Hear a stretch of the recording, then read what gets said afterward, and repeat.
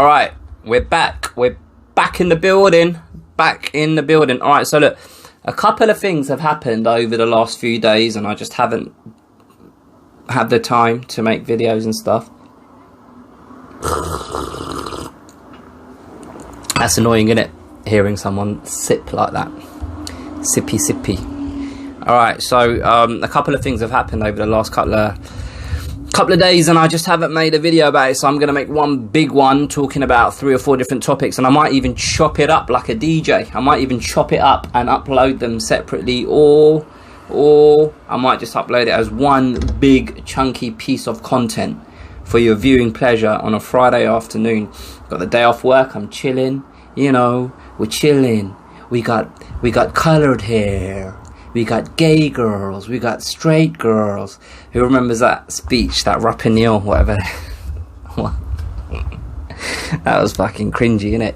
Rapinoe, soccer, women's national soccer team, women's USA women's national soccer team. We got gay girls, we got tea sipping, we got tea sipping. Anyway, that's proper obscure. A lot of people won't even understand it, but we are where we are. All right, so I've just got a couple of bullet points, literally a couple of bullet points. I'll show you guys. Actually pick my Surface Pro up.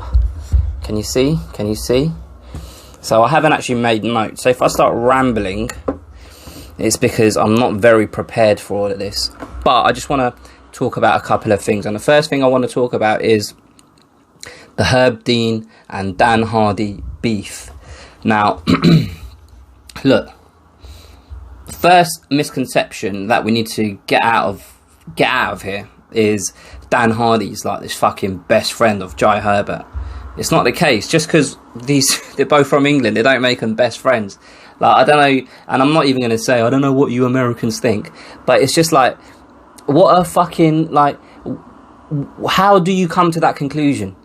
That, oh yeah, well, he got angry because it's his friend, you know, they're both from England. Do you know what I mean? Like, that's so dumb. So dumb. But, sipped quietly there. But yeah, that's the first thing that I kind of found abhorrent. It was abhorrent of people to just assume that they're best mates because they're from the same country. Now look, I agree with Dan Hardy. I think he had a very valid point that Jai Herbert was knocked out. As soon as he hit the deck, he was out.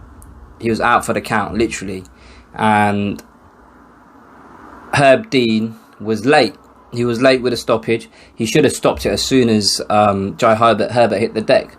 And the reason I say that is because as soon as he hit the deck, there was a split second where there was like uncertainty. Nobody knew what was going on.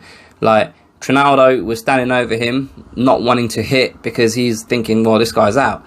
And Herb Dean's kind of like, oh, are you trying to force my hand to stop this fight because it's up to me to call it? Do you know what I mean? It was like a fucking, was it a Texas standoff? I don't know if that's the right saying, but do you know what I mean? It was like everybody was looking at each other to say, right, who's going to make the first move? And obviously Trinaldo reluctantly did jump on him, and he did unload a couple of shots that didn't need to happen.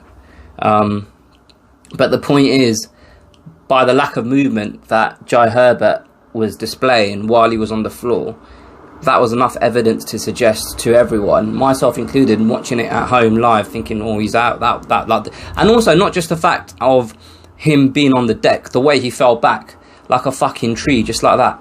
Do you know what I mean? It wasn't like he just went weak at the knees, and it was like a momentary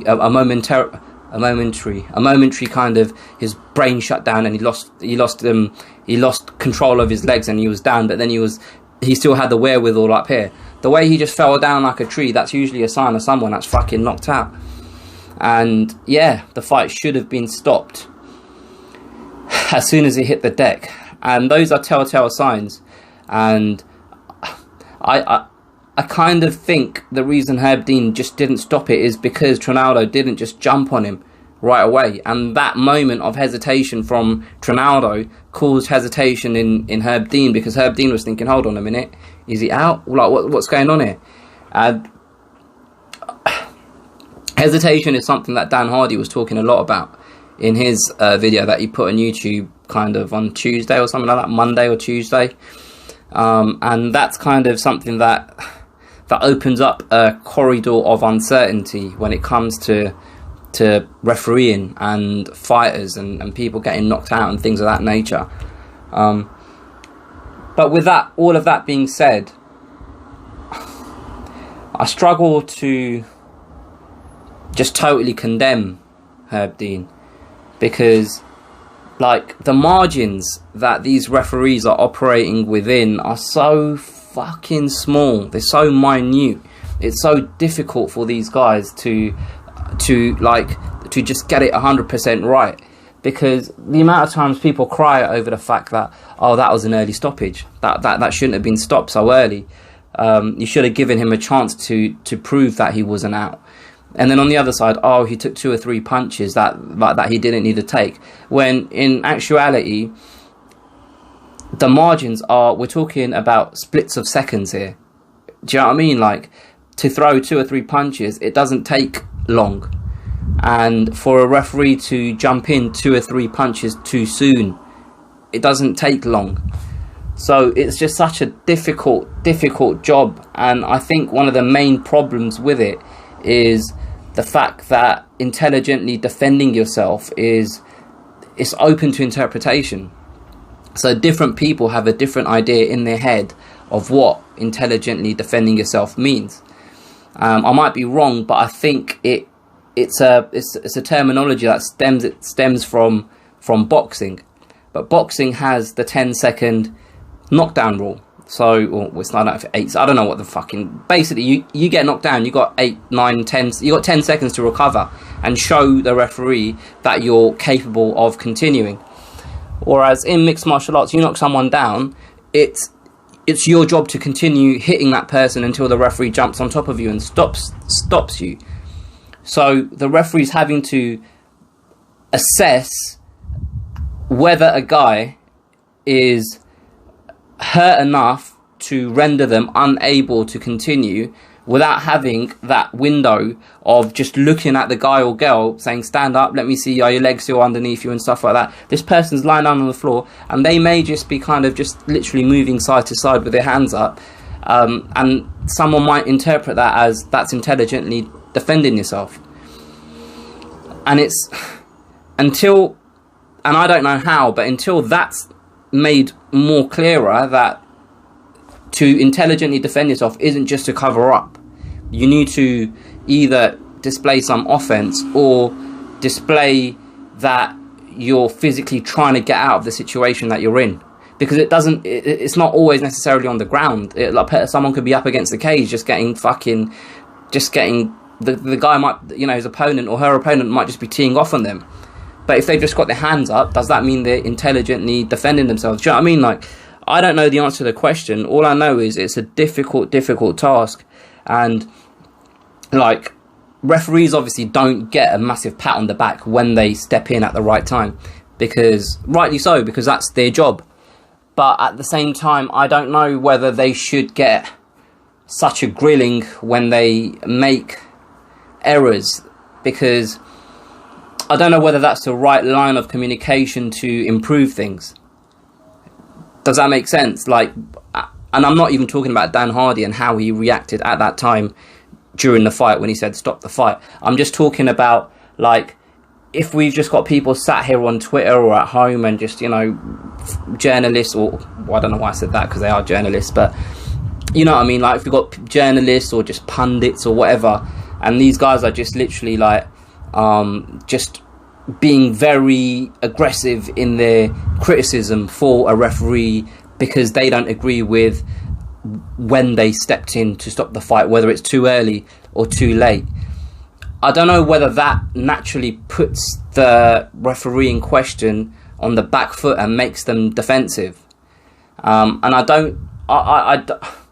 and I'm not saying people shouldn't question these referees, but I think it should just be more of a question. Why did you, I think that you were too late. What did you see in the hurt guy or girl's posture or body language that made you believe that they were able to continue?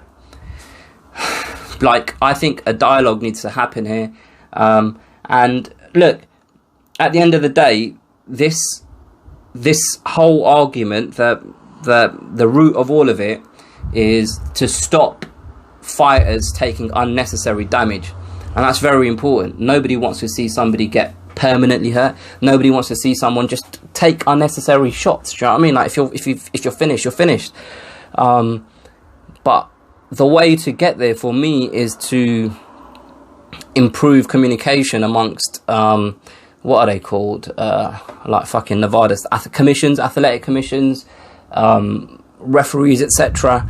And I think it's easy to have a hot take and just be totally dismissive of a referee's performance.